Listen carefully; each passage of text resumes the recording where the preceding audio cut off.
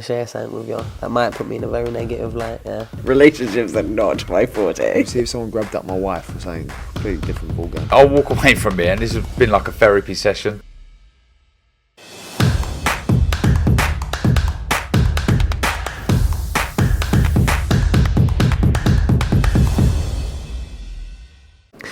Andrew McCART, IFL TV, proudly sponsored by Everlasting. I'm here with the king of the North East, Lewis Ritson. What's happening, mate? I'm good. Box smart with McCART. How's it going? Yeah, listen, box smart with McCART. You know it. You know it. Is the Misfits going to happen? Is it going to be on the YouTube show? Well, listen, if Calla and Coogan can sort it for me, I'll fight on the Misfits show. You know what I mean? I'm 40 years old, but look at the shape of me. Look, you're fighting fit. I can tell you're fighting fit.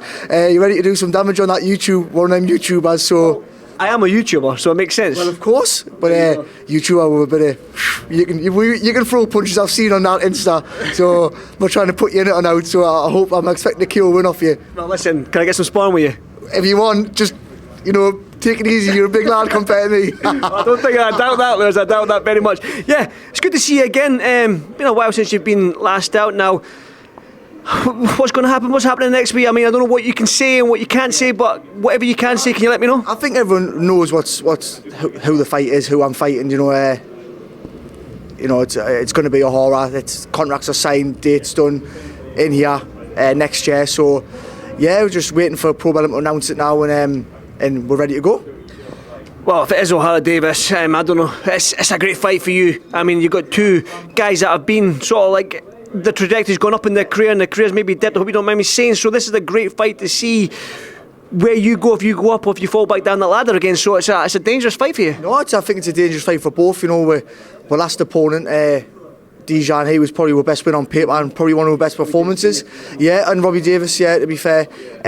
Especially with the Dijon fight, ex-world champion, and we expected to sort of kick off a little bit from there. It hasn't sort of happened. We've had a few fights. We've had about 5 fight dates. They've all 4 or 5 weeks before the fight sort of fell through, so no fault of our own. We're just obviously things are happening, and luckily this one's like crossed the line now, and we can.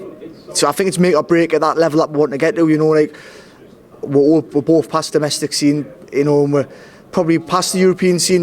The fight before Robbie Davis, he was European champion. I beat him, so I think we're both on that fringe level really. And I think this fight's there to see whoever wins can push on, whoever doesn't, sadly, is stuck where they are.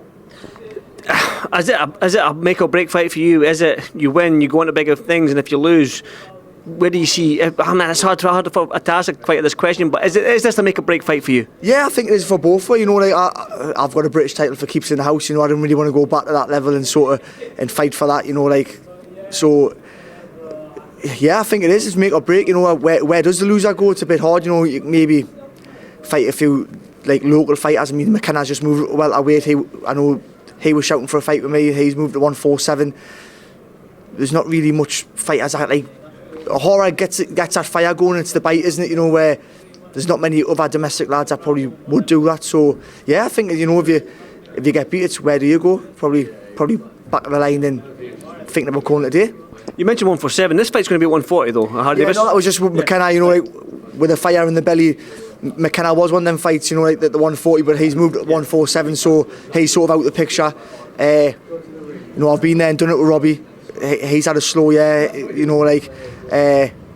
So yeah, I think Ohara. It is make or break for me in Ohara, and the loser sadly probably wouldn't say has to call it a day, but I'll have to look at his options very carefully. I mean, we're here for Troy Williams and Josh Kelly, big main event, big fight here in the North East, but I can remember Josh Kelly mentioning a fight with you at some stage. I don't know if it'll be a catch weight or anything like that, but that Sunderland-Darlington rivalry is the North East rivalry, but there's nothing like a Newcastle-Sunderland rivalry. Would you entertain that fight with Josh Kelly in the near future? Yeah, we did actually get a few offers off Wasserman and Channel 5 for that. Was going to be 147. It was nearly done, and we asked for a little bit. We didn't think the money was great, we asked for a little bit more money. That he wouldn't go to it, and now he's fighting Troy. I think he's sort of being backed into a corner to fight Troy, and he's had to accept it, So we'll see how tonight goes. But 154 is too big for me, I couldn't fight the winner of Troy and Josh tonight at 154. I mean, Troy would squash us, wouldn't you really? So you got to be realistic. If that fight was at 147, why not? But I think that's more like just say he got beat off Ohara. I think that's a fight that'll always be there for me and Josh. We fought in the amateurs, Newcastle, Sunderland, but I think it's like a sort of last chance saloon fight that for the two. I think if we had nowhere to go, that's when we would fight each other. But apart from that, I think there's no reason to take that fight. One final one for me before I let you go and enjoy the rest of the night. Lewis, Ohara Davies, you've won in this arena, you've made this arena your home, you've had the best nights of your career in this arena. What's going to happen when you fight Ohara Davies here? A good night for me and a good night for the fans. I think Ohara is a very hard fight. He punches very hard. He's awkward. You know, you got to try and find a way to get in there. But I think if I can stop him.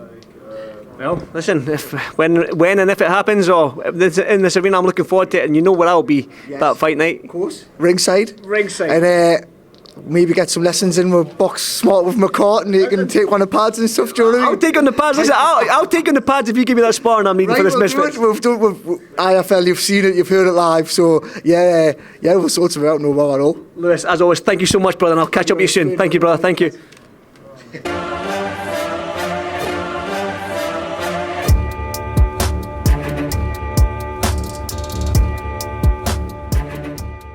I'm going to share something with you that might put me in a very negative light, yeah. Relationships are not my forte. See if someone grabbed up my wife or something. Completely different ballgame. I'll walk away from it, and this has been like a therapy session.